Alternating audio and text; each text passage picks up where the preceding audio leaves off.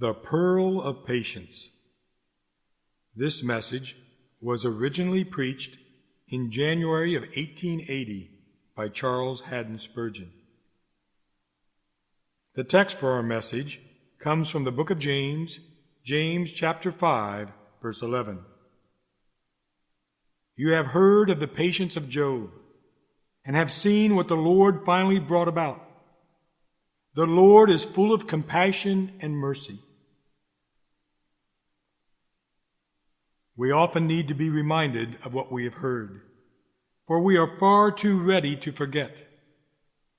We are also so slow to consider and meditate on what we have heard, that it is profitable to have our memories refreshed.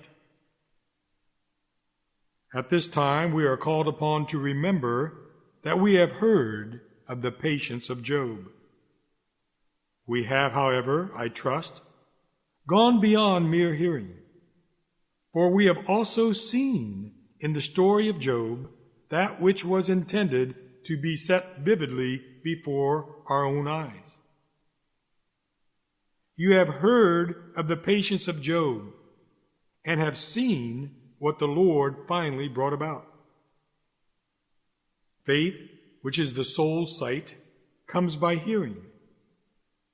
The intention of preaching the gospel to the ear is to make plain to everyone the administration of this mystery, which for ages past was kept hidden in God, who created all things. Inward sight is the result of all fruitful hearing. Now, that which is to be seen in the Scriptures is somewhat deeper, and calls for more thought than that which is merely heard. You have heard of the patience of Job, an interesting history, which a child may understand, but it needs divine teaching to see to the bottom of that narrative, to discover the pearl which lies in the depths of it. It can only be said of enlightened disciples, you have seen what the Lord finally brought about. The Lord is full of compassion and mercy. At the same time, that which is seen is also more precious to the heart, and more abundantly enriches the soul than anything which is only heard. I realize that it is a real benefit to our minds to have heard of the patience of Job. It comforts and strengthens us in our endurance. But it is infinitely better to have seen what the Lord finally brought about, and to have perceived the enduring tenderness and compassion which are displayed even in his painful chastisements. This is indeed a choice vein of silver, since he that has dug in it is far richer than the more superficial person, who has only heard of the patience of Job, and so has only gathered surface truth. The patience of Job, as we hear of it, is like the shell of some rare nut from the Spice Islands, full of fragrance. But what the Lord finally brings about, when we finally see it, is like the kernel, which is rich beyond expression with the fullness of fragrant essence. Note well the reason why the text reminds us of what we have heard and seen. When we are called to the exercise of any great virtue, we need to call in all the helps which the Holy Spirit has bestowed on us. We will need to spend all of our wealth of hearing and seeing in our heavenly warfare. Often we will be forced to prepare our minds for spiritual battles by remembering the examples which we have heard, such as that of Job. The patience of Job will equip us for the struggle. And what the Lord finally brought about, which we have seen, will reinforce the whole equipping process. The virtue we are called to exercise is that of patience. And therefore, to help us to do it, we are reminded of the things that we have heard and seen. Patience is a grace as difficult as it is necessary, and as hard to come by as it is precious when it is gained. Our text this morning is preceded by a triple exhortation to patience. In the 7th verse we read, "Be patient then, brothers, until the Lord's coming." And again, "See how the farmer waits for the land to yield its valuable crop, and how patient he is for the autumn and spring rains. You too, be patient and stand firm, because the Lord's coming is near." Further on in the 10th verse we read, "Brothers, as an example of patience in the face of suffering, take the prophets who spoke in the name of the Lord." Again, notice that 3 times we are exhorted to be patient. Isn't it true that in our lives today we have a great need of patience? Most of us are deficient in this excellent grace, and because of it we have missed most privileges and have wasted many opportunities in which we might have honored God, might have been an outstanding example of Christianity, and might have greatly benefited our own souls. Affliction has been the fire which would have removed our imperfections, but impatience has robbed us of its purification. Impatience is unprofitable, dishonorable, and damaging. It has never brought us any reward or any good, and never will. I suppose the reason we are exhorted 3 times to gain patience is because we will greatly need it in the future. The reason why we are exhorted 3 times to gain patience is because we will greatly need it in the future. Between here and heaven, we have no guarantee that the road will be easy or that the sea will be smooth sailing. We have no promise that we will be kept like flowers in a greenhouse, safe from the breath of frost, or that we will be veiled from the heat of the sun. The voice of wisdom says, "Be patient, be patient, be patient, be ready for the trials that will come." I suppose also that we are exhorted over and over again to be patient because it is so great an attainment. We are exhorted over and over again to be patient because it is so great an attainment. It is not child's play to be dumb as the sheep before the shearers, and to lie still while the shears are taking away all that warmed and comforted us. The mute Christian under the afflicting rod is not your everyday person. We kick like an oxen which feels the goad for the first time. We are, most of us, for years like a young bull unaccustomed to the yoke. Be patient, be patient, be patient is the lesson that needs to be repeated to our hearts many times, even as we have to teach children over and over again the very same words until they know them by heart. It is the Holy Spirit, ever patient at our frustrations, who calls us to be patient. It is Jesus Christ, the unmurmuring sacrifice, who charges us to be patient. It is the tolerant and forgiving Father who commands us to be patient. Oh, you who are soon to be in heaven, be patient for just a little while longer, and your reward will be revealed.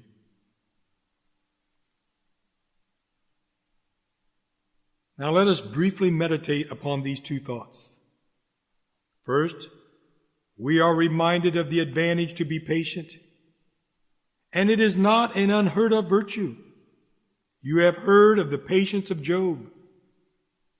And secondly, we are commanded to be patient, and it is not an unreasonable virtue. for you have seen what the Lord finally brought about. The Lord is full of compassion and mercy. First, it is not an unheard of virtue to be patient. You have heard of the patience of Job. Observe that the patience of Job was the patience of a man just like us, imperfect and full of weakness. The patience of Job was the patience of a man just like us, imperfect and full of weakness. One has rightly said, "We have heard of the impatience of Job as well as of his patience." I am glad the divine biographer was so impartial. For if Job had not been somewhat impatient, we might have thought his patience was something unique and above the reach of ordinary men and women.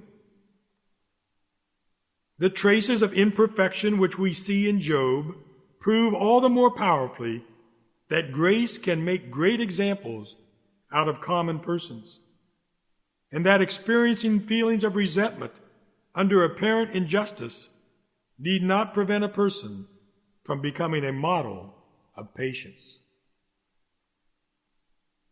I am thankful that I know that Job did in fact speak somewhat bitterly and proved himself a common man. It was a man of flesh and blood, such as mine, who said, "Shall we accept good from God and not trouble?" Yes, it was a man of similar passions that we have, who said, "Though he slay me, yet will I hope in him." You have heard of the patience of your Lord and Master, and tried to copy it, and half despaired.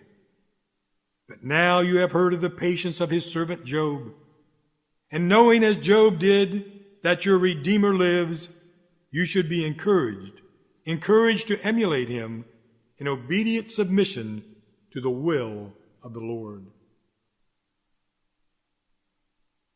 Observe that the patience of Job was the patience of a greatly tried and tested man. The patience of Job was the patience of a greatly tried and tested man. Job could not have exhibited patience if he had not endured trial. And he could not have displayed a patience whose fame rings down through the ages, even to our day, if he had not experienced extraordinary affliction. Reflect then that it was the patience of a man who was tested in his wealth and assets. It was the patience of a man who was tested in his wealth and assets. All his wealth was taken from him. 2 or 3 servants were left only to bring him bad news, each one saying, "I am the only one who has escaped to tell you." His flocks and his herds were gone. The house in which his children had met was destroyed, and the princely man of Uz sat down among the ashes. You have heard of the patience of Job and the loss of his property and wealth. Haven't you seen that if all your wealth is lost, God is still your rich Father? Reflect that it was the patience of a man who was caused to suffer extreme family trials. The patience of Job was the patience of a man who was caused to suffer extreme family trials. All of his children were killed without a warning, dying while they were feasting and drinking, without the awareness of doing anything wrong. Men and women are usually unguarded and in a sense unready, for the Spirit is not convicting them of any sin. His children died suddenly, and there was a serious mystery about it. For a mighty wind swept in from the desert and struck the 4 corners of the house, and it instantly collapsed on them. And such an incident must have caused Job to imagine in his mind that it was caused by either the judgment of God or the influence of Satan. Such thoughts must have been most painful for Job. The death of his dear children was so unexpected and bizarre, and yet it happened, and they were gone. Not one son or daughter was left. All were gone. All were gone. Job sits among the ashes as a childless man. You have heard of the patience of Job. Oh, to have patience, patience when experiencing grief and sorrow, patience even when Satan continues to shoot his flaming arrows. Then, and here I speak mainly to myself, you have heard of the patience of Job under personal affliction. You have heard of the patience of Job under personal affliction. It has been well said by one who knew mankind brutally well, that we easily bear the afflictions of other people, but when it touches our own flesh and bones, these trials can be overwhelming, and we need to have an unusual amount of patience. Most likely none of us have ever known the same degree of bitter pain as Job must have suffered. And yet we have had weary nights and dreary days. Each bone in our body has claimed a prominence in anguish, and each nerve has become a road for armies of pain to march over. We know what it is to feel thankful tears in our eyes, merely for having been turned over in our bed of sickness. Job, however, far surpasses us. You have heard of the patience of Job, and you know how he did not sin when he was covered with painful sores from the soles of his feet to the top of his head. In addition to all of this, Job bore what is perhaps the worst form of trial, namely mental distress. Job bore what is perhaps the worst form of trial, namely mental distress. The conduct of his wife must have greatly grieved him when she tempted him to curse God and die. However she meant it, or however her words may be translated, she obviously spoke like a foolish woman when her husband needed wise support and comfort.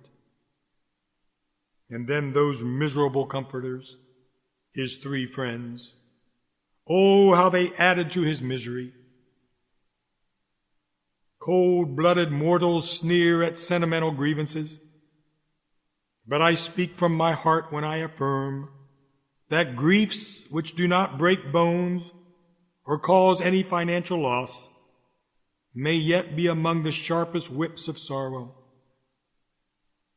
When the pain enters into the soul, we know the very soul of suffering.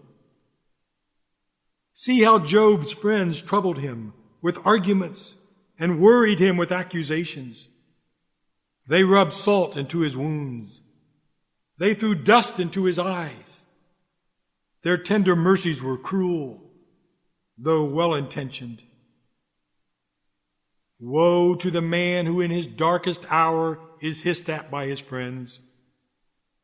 Yet the hero of patience did not sin. You have heard of the patience of Job. Job was in all respects in a most difficult and anguishing situation.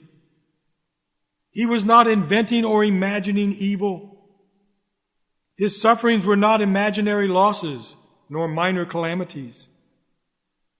He had not simply lost one child out of a numerous family, nor a few thousand out of a vast fortune, but he was brought to the deepest levels of grief and sadness, abject poverty, and terrible torment of body and mind. But despite it all, you have heard of the patience of Job, and have heard more of his patience than of his sufferings. What a wonderful mercy! What a wonderful mercy to have heard of such a man, and to know that one of our own race passed through the blazing furnace and yet was not consumed. The patience of Job was the patience of a man who endured up to the very end. The patience of Job was the patience of a man who endured up to the very end. No breakdown occurred. At every stage he triumphed, and to the utmost point he was victorious. Traces of weakness are manifest, but they are majestically overlaid by evidences of gracious power. What a marvelous man he was with all those aches and pains, still bearing witness to his God, saying, "He knows the way that I take. When he has tested me, I will come forth as gold." Job reasons well, even in the heat of his passionate zeal for his character. He reasons bravely, too, and he rightly discerns the points of his adversaries like a trained logician. He holds tightly to his integrity and will not let it go. And best of all, he cries out, "I know that my Redeemer lives, and that in the end he will stand up upon the earth. And after my skin has been destroyed, yet in my flesh I will see God." The enemy could not triumph over Job. He threw him on a pile of ashes, and it became his throne, more glorious than the ivory throne of Solomon. The painful sores with which the adversary covered the patriarch were more honor to him than a warrior's golden body armor. Never was the prince of darkness more thoroughly beaten than by the afflicted patriarch. And instead of pitying the sufferer, my pity thickens into contempt for that fallen spirit who must have then and there gnawed on his own heart and drunk deep swallows of bitterness as he saw himself foiled at all points by one who had been put under his power, and one who was of the feeble race of man. Surely in this, Satan experienced a foretaste of the bruising threatened at Eden's gate to be given to him by the woman's seed. Yes, Job endured to the end, and therefore he stands as a pillar in the house of the Lord. Can't we endure to the end too? What hinders grace from glorifying itself in us? We may once more say that the patience of Job is the virtue of one who thereby has become a great power for good. The patience of Job is the virtue of one who thereby has become a great power for good. You have heard of the patience of Job? Yes, and all through the ages we have heard of the patience of Job. And heaven has heard of the patience of Job, and hell has heard of it too, and not without results in each of these three worlds. Among men and women, the patience of Job is a great human and spiritual force. This morning, when meditating on it, I felt ashamed and humbled, as thousands have done before me. I asked myself, what do I know of patience when I compare myself with Job? And I felt that I was so much unlike the great patriarch as I possibly could be. I remember a minister who had been somewhat angered by some of his congregation, and therefore preached from the text of Leviticus chapter 10, verse 3, which says, "Aaron remained silent." It was remarked that the preacher's likeness to Aaron reached no further than the fact that Aaron remained silent, and the preacher did not. We must humbly confess that our likeness to Job is much the same. Job was patient, and we are not. Yet as I thought of the patience of Job, it caused me to hope. If Job was patient under trial and suffering, why shouldn't I be patient too? He was only a man. What was produced in one man may be produced in another. He had God to help him, and so have I. He could fall back on the living Redeemer. So can I. And why shouldn't I? Why shouldn't I attain patience as well as Job? It made me feel happy. Happy to believe that by the power of the Holy Spirit, I too could endure the will of God. Be like Job, beloved friends. Don't be struck down. What God has done for one man, he can do for another. Since men and women in all generations are basically the same, and since the great God is the same, and you can be sure he is, we too can have great patience in our limited circle. Our patience may be heard of among those who prize the fruits of the Spirit.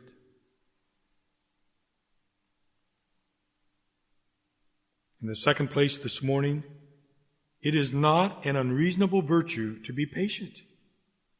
For according to our text, there is great love and tenderness in it. You have seen what the Lord finally brought about. The Lord is full of compassion and mercy. We had to have seen in Job's story, if we have considered it correctly, that the Lord was in it all. We had to have seen in Job's story, if we have considered it correctly, that the Lord was in it all. It is not a narrative in which the devil is the sole actor. The great Lord of all is evidently present. It was God who challenged Satan to consider Job, and then questioned him as to the result. Less seen than the evil one, the Lord was nevertheless present at every act of the drama. God was not absent while his servant suffered. In fact, if there was any place where the thoughts of God were centered more than anywhere else in providence at that time, it was where the holy and righteous man was bearing the brunt of the storm. The Lord was ruling too. He was not present as a mere spectator, but as the master of the situation. The Lord was ruling. He was not present as a mere spectator, but as the master of the situation. God had not handed over the reins to Satan. Far from it. For every step that the enemy took was only by express permission from the throne. God allowed Satan to strip his servant of all that he possessed, but he set the limit.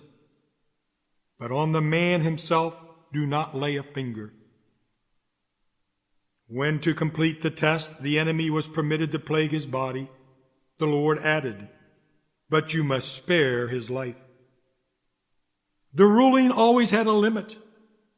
The dog of hell is allowed to snap and snarl, but his chain is not removed, and the collar of omnipotent restraint is on him. Come, dear friends, you that are in trouble, remember that God is in your sorrow, ruling it to its desired end, and ensuring that it will go no further than that which is according to his will. Therefore you have neither suffered, nor in the future will suffer, any more than his infinite love permits.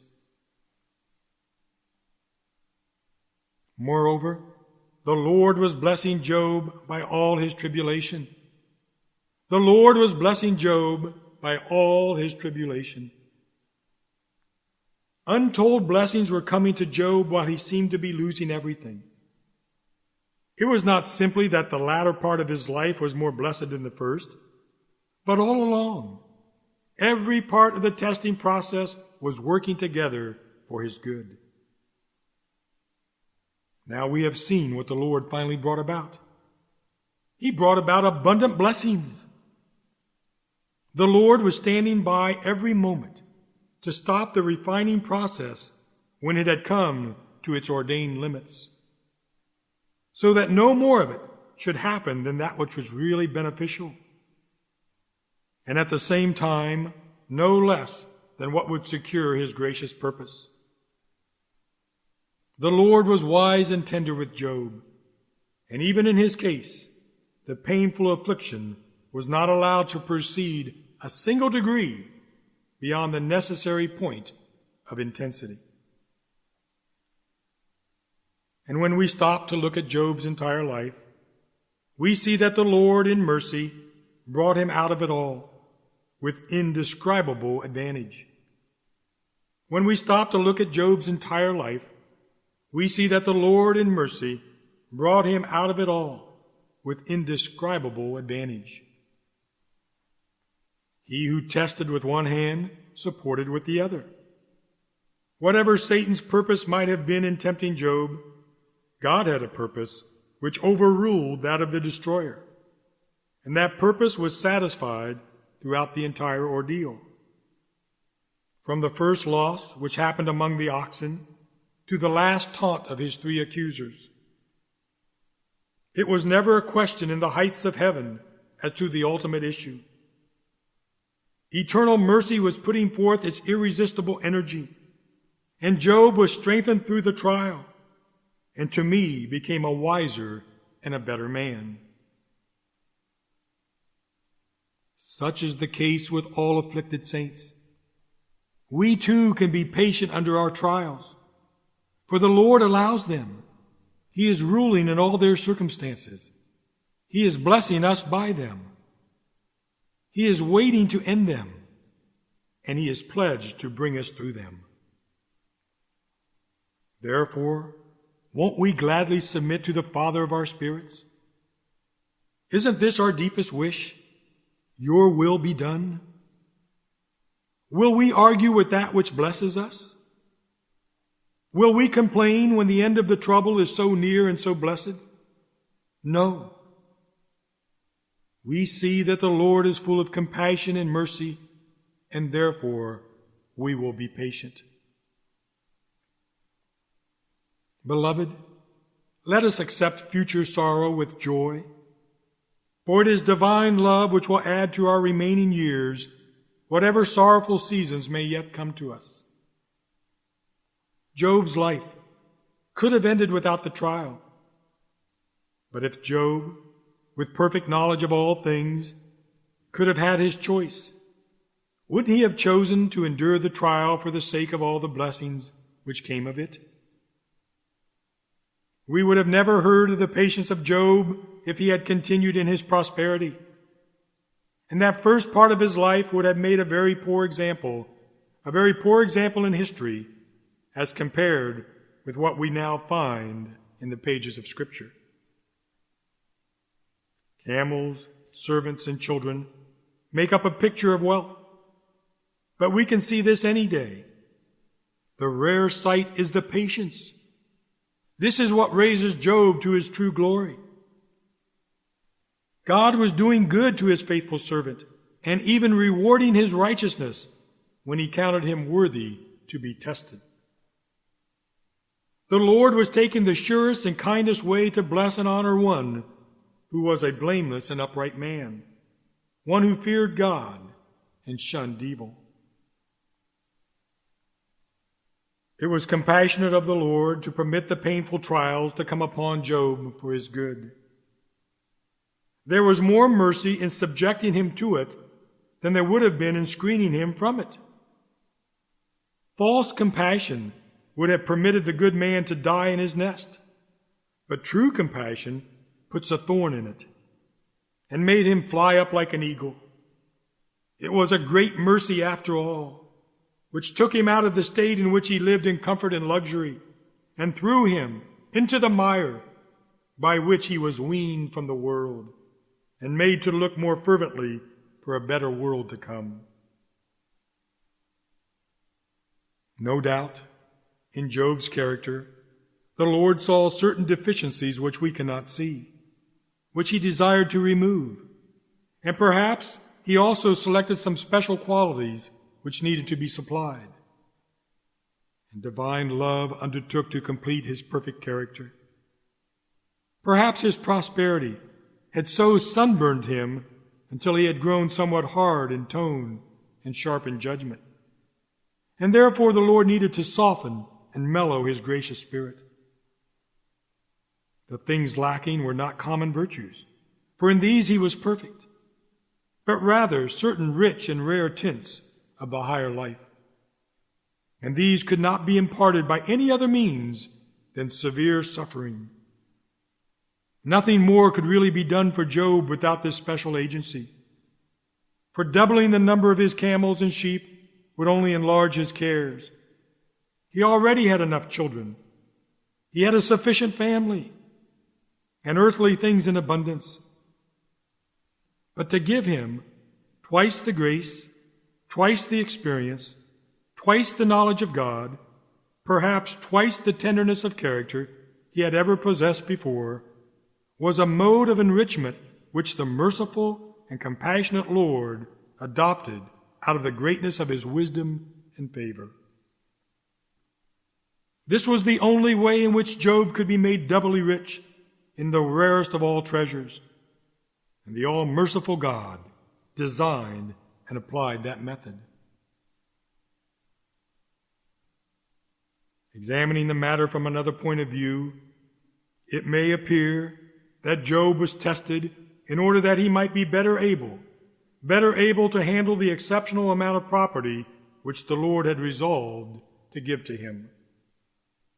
That double portion might have been too much for the patriarch if he had not been lifted into a higher state. If abundance is hard to bear, overabundance is even worse, and therefore to those he loves, the Lord gives more grace. Job, by his trials and patience, received not only double grace and double wealth, but double honor from God. Job, by his trials and patience, received not only double grace and double wealth, but double honor from God. Job had stood very high in the nobility of the excellent as a blameless and upright man before his trials. But now he is advanced to the very highest rank of spiritual nobility. Even our children call him the most patient man who ever lived under severe trials and sufferings. He rose from the knighthood of sincere goodness to the nobility of heroic endurance. At first, he had the honor of behaving admirably amid wealth and ease, but he was in the end elevated to sit among those who glorified God in the fires. Benevolence, justice, and truth shone as bright stars in the sky of his heavenly character. But now the moon of patience shines like silver and lights up the scene with a superior beauty. Perhaps the Lord may love some of us in the same way and give us the dignity of endurance by making us knights, not of the golden fleece, but of the iron cross. Only one full of compassion and mercy could plan such a lot for our unworthy selves. Lastly, Job, by his trials and the grace of God, was lifted up into the highest position of usefulness. Job, by his trials and the grace of God, was lifted up into the highest position of usefulness. Job was useful before his trial, as few men of wealth and influence have been. But now his life possesses an enduring fruitfulness which blesses multitudes every day. Even we who are here today have heard of the patience of Job. All the ages have had this man for their teacher. Brothers and sisters, we do not know who will be blessed by our pains, by our bereavements, by our crosses, if we have patience under them. This is especially so with God's ministries. If they are to be truly useful to God, then their path to usefulness is up the rocky side of the mountain. If we are to comfort God's afflicted people, we must first be afflicted ourselves. Tribulation will make our wheat fit to be bread for the saints. Adversity is the choicest book in our library, printed in black letters, but majestically illuminated. Job makes a glorious comforter and preacher of patience. But no one turns to Bildad, Zophar, or Eliphaz, who were miserable comforters, because they had never been miserable. You, dear sisters, whom God will make daughters of comfort to your families, must pass through a scholarship of suffering too. A sword must pass through your own hearts if you are to be highly favored and blessed among women. Yet let us all remember that affliction will not bless us if it is borne impatiently. If we kick at the goad, it will hurt us and fail to act as a fitting stimulus. If we rebel against God's divine plans for our lives, we may turn his medicines into poisons and increase our grief by refusing to endure them.